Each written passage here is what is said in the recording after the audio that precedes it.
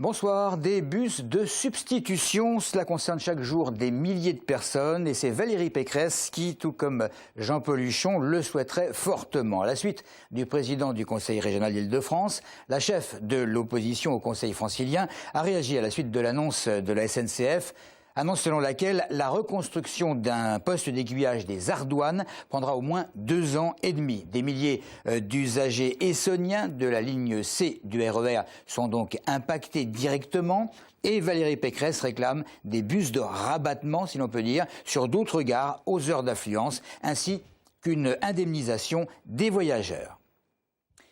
Les inspecteurs du permis de conduire en grève, selon le syndicat SNICA, Force ouvrière à l'échelle nationale, 70% d'entre eux se seraient mobilisés pour protester notamment contre la privatisation de l'examen du code de la route. Une grève illimitée dans un contexte où les places d'examen viennent à manquer faute d'examinateurs disponibles. Maxime Lemaine. Les inspecteurs du permis de conduire prêts à se battre pour défendre leur profession. Fortement mobilisés aujourd'hui, ils disent non à la privatisation du contrôle de l'examen du code de la route qui doit être mis en place dès 2015.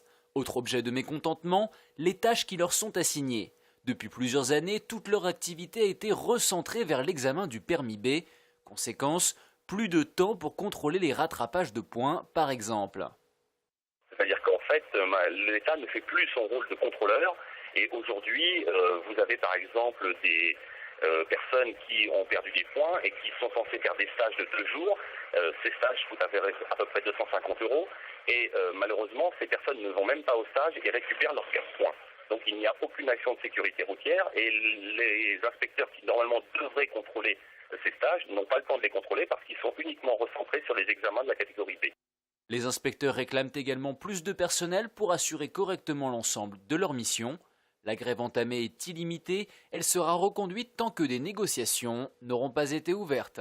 Un job dating pour les 16-25 ans débute dans moins d'une demi-heure, à 18h30 exactement à Massy, très exactement à l'espace Liberté. Un mini-job dating qui intéressera les jeunes candidats à la recherche de quelques heures de travail, évidemment. Tous ceux susceptibles d'offrir un travail en question, outre des artisans et des chefs d'entreprise, des parents bien sûr, qui souhaiteraient quelqu'un pour du babysitting, du soutien scolaire ou une aide à domicile. Pendant ce temps-là, à Longjumeau ont débuté ce matin des ateliers proposés à des jeunes en recherche d'emploi et si possible des CDI. Le but, apprendre évidemment à bien rédiger un CV, une lettre de motivation, mais également à avoir confiance en soi. Ce stage Pac Emploi est proposé par l'association À tout pli Nord-Ouest Essonne et cette semaine a démarré avec un atelier gestion du stress encadré par une sophrologue. C'est essentiellement pour leur faire prendre conscience que par le corps, en ressentant que leur corps peut être un allié, un atout pour se détendre, pour entrer en confiance en eux, pour exprimer pleinement qui ils sont et leur personnalité pour un entretien d'embauche, être en confiance, être au maximum d'eux-mêmes, pour ne pas simplement venir avec un bon CV, mais aussi en faisant voir qui ils sont, ils ont plus de possibilités d'être pris. Voilà, précision recueillie par Audrey Coll et les sessions durent jusque vendredi inclus.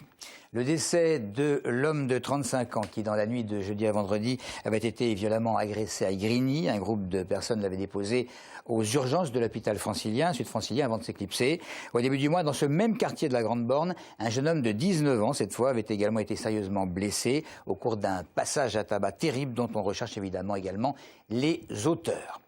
Nous en parlions juste avant le week-end. Après 3 jours de procès, les 9 prévenus qui comparaissaient dans une affaire de réseau de prostitution ont été condamnés à de la prison ferme. L'un d'entre eux à 3 ans. Les prostituées se donnaient pour la plupart rendez-vous dans un bar de Ris-Orangis où elles devaient rendre des comptes aux souteneurs en question. Le patron du bar a écopé d'une peine avec sursis, avec interdiction de gestion d'un établissement de ce type durant 5 ans.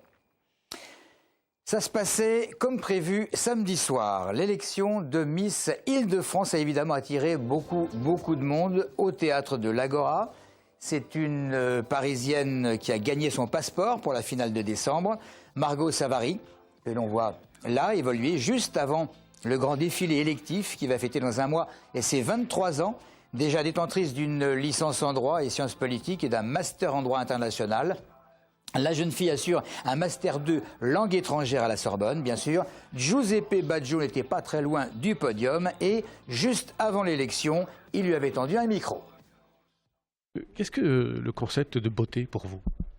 La beauté peut être aussi bien extérieure qu'intérieure, mais il faut savoir, je pense que c'est naturel d'une certaine manière, mais ça peut s'apprendre par l'apparence, mais intérieurement, ça se cultive. C'est un peu philosophique, je pense, le concept de beauté. Nous terminons avec un coup de projecteur entreprise. Il y a quelques jours, c'était son 30e anniversaire. Il va s'agir de la Semardel. Comment produire de l'énergie avec des déchets.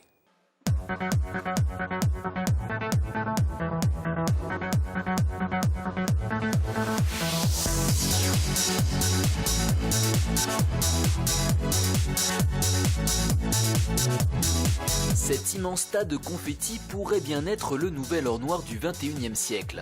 Il s'agit de combustible solide de récupération, autrement appelé CSR.